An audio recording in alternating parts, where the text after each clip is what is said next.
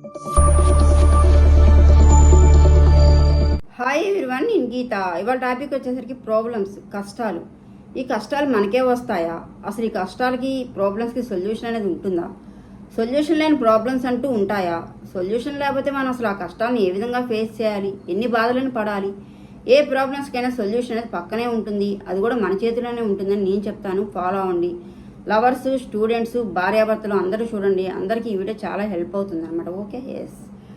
చెప్పాను కదా, చాలామంది ప్రాబ్లమ్స్ అన్నీ నాకే వస్తున్నాయి, అసలు నా ప్రాబ్లంకి సొల్యూషనే లేదు, ఏం చేసినా కూడా నా కష్టాలు తీరే మార్గమే లేదు, దీని నుంచి ఏ విధంగా బయటపడాలో నాకు అర్థం కావట్లేదని చెప్పేసి చాలా బాధపడుతూ ఉంటారనమాట.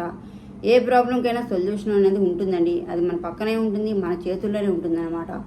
ఒకటి యాక్సెప్టెన్సీ అవ్వచ్చు, రెండు వాటిని సాల్వ్ చేసుకోవడం అవ్వచ్చు అనమాట. అది ఏ విధంగా ఏంటి అంటే, ఇప్పుడు భార్యాభర్తలే ఉన్నారనుకోండి, భర్త ఎక్కువ డ్రింక్ చేస్తూ ఉండటము, హౌస్ని సరిగ్గా పట్టించుకోకపోవటము, ఫ్యామిలీ కేర్లెస్గా ఉండటం, ఇవన్నీ కొంతమంది చేస్తూ ఉంటారనమాట. అలానే భార్యలు కూడా ఎక్కువ అత్తమామని సరిగ్గా చూడకపోవడము, ఎక్కువ గయ్యాలతనంగా ఉండటము, అవసరానికి మించి ఎక్కువ ఖర్చులు చేయటము, ఇలా కొంతమంది భార్యలు ఉంటారు ఎక్కడో ఒక చోట అనమాట. అప్పుడు ఏమనిపిస్తుంది అంటే, నా భర్త మారితే బాగుండు, నా భార్య మారితే బాగుండు అని చెప్పేసి ఇద్దరికి అనిపిస్తుంది అనమాట. ఒకరికొకరు చెప్పుకుంటారు, ఏం చేసినా కూడా మారరు అనమాట. అప్పుడు వాళ్ళు ఏం చేస్తారు, అలవాటు చేసుకుంటారు, ఆ కష్టాన్ని యాక్సెప్టెన్సీ చేసుకుంటారు అనమాట. నా భర్త ఇంతే మారడు, నా భార్య ఇంతే మారదు అని చెప్పేసి వాళ్ళు అలవాటు చేసుకుంటారనమాట. మన కష్టాలకి సొల్యూషన్ ఒక మార్గం ఏంటంటే యాక్సెప్టెన్సీ అనమాట. అంటే బాధ అనేది ఉన్నా కూడా అది అలవాటు అయిపోయి లైఫ్ అనేది మూవ్ ఆన్ అవుతారు, అంతేగాని ఏడుస్తూ కూర్చోరనమాట. ఇది ఒక సొల్యూషన్. Okay, yes. అండ్ ఇంకా స్టూడెంట్స్ అనమాట, వీళ్ళు వచ్చేసరికి నేను బాగా చదువుతున్నాను, 24 hours చదువుతున్నాను, అయినా సరే మార్క్స్ రావట్లేదు, చెప్పినట్టు చదువుతున్నాను కదా, నాకెందుకు మార్క్స్ రావట్లేదు అని చెప్పేసి చాలామంది బాధపడుతూ ఉంటారనమాట. మీరు చెప్పిందంతా చదివేస్తున్నారు, ఎగ్జామ్ రాస్తున్నారు, కానీ మార్క్స్ కనిపించట్లేదు. ఎందుకు కనిపించట్లేదు అనేది మీరు ఒకసారి చూసుకోవాలన్నమాట. అంటే మీరు చదివింది ఏంటి, అక్కడ ఇచ్చింది ఏంటి, మొత్తం చెప్పింది చదివారు, కానీ ఏం చదివారు, హార్డ్ వర్క్ చేశారనమాట. అంటే మీకు ఎగ్జాంపుల్ ఎలా చెప్పాలంటే, మీరు చదివింది 2 3 జార్ 6 అని చదివారు. ఓకే, ఎగ్జామ్లో మీకు ఏమి ఇచ్చారు, 3 2 జార్ ఎంత అని ఇచ్చారు, 6 కదా, కానీ మీరు రాయలేకపోయారు. ఎందుకంటే మీరు ఏం చదివారు, 2 3 జార్ 6 అనమాట. ఎగ్జామ్లో ఇచ్చింది 3 2 జార్ 6 అనమాట. 2 3 జార్ 6, 3 2 జార్ 6 సేమ్ అని చెప్పేసి మీరు ఆ మినిమం బేస్ కూడా మర్చిపోయారనమాట. అంటే మీరు 24 hours చదివినా కూడా ఓన్లీ హార్డ్ వర్క్ చేశారు, స్మార్ట్ వర్క్ చేయలేదనమాట. హార్డ్ వర్క్ వేరు, స్మార్ట్ వర్క్ వేరండి. మీరు 24 hours చదివినా కూడా ఏమీ యూజ్ ఉండదు అనమాట. చిన్న లాజిక్ మిస్ అవుతున్నారు అనమాట. ఇంత చదివినా కూడా మీకు రాలేదు అంటే మీరు ఏ విధంగా ఇచ్చినా రాయగలిగేలా ఉండాలి. అంటే మీరు ఏం చేయాలి, హార్డ్ వర్క్తో పాటు స్మార్ట్ వర్క్ కూడా చేయాలి.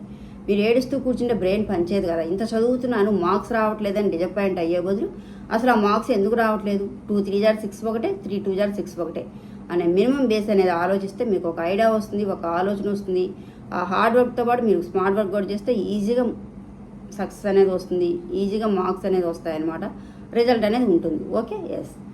అండ్ లవర్స్ అనమాట, నా లవర్ నన్ను వదిలేసి వెళ్ళిపోయాడు, ఏడుస్తారు, చాలా బాధ ఉంటుంది. ఎంతకాలం ఏడుస్తారు, 1 month, 1 year, 2 years?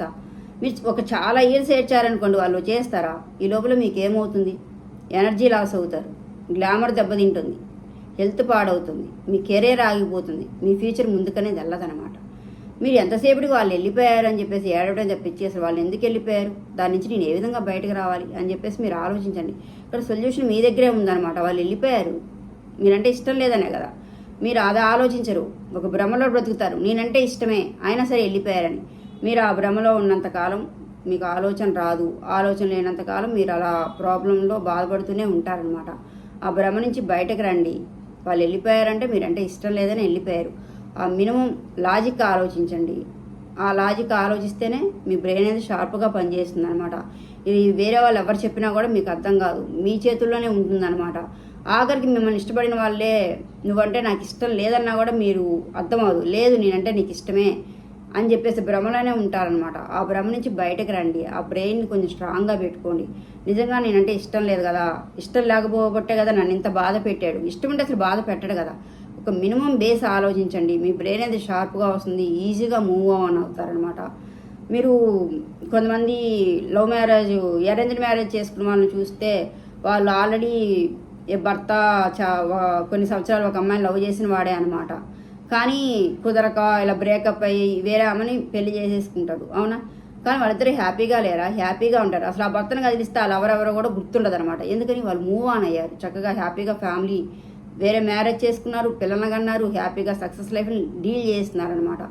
అలా మూవ్ ఆన్ అవ్వండి. ఎవరైనా సరే మూవ్ ఆన్ అయితేనే మీకు సక్సెస్ అవుతారనమాట. అంతేగాని లేకపోతే ఆ బాధలోనే ఉండిపోతారు. అది మీ చేతుల్లోనే ఉంటుందన్నమాట. ఆ మినిమం లాజిక్ ఆలోచించండి, దాని నుంచి బయటకు రావాలని చూసుకోండి. ఎంతసేపు నేను బయటకు రాను, నేను ఏడుస్తానంటే మాత్రం ఆ బాధ అనేది అలానే ఉంటుందన్నమాట.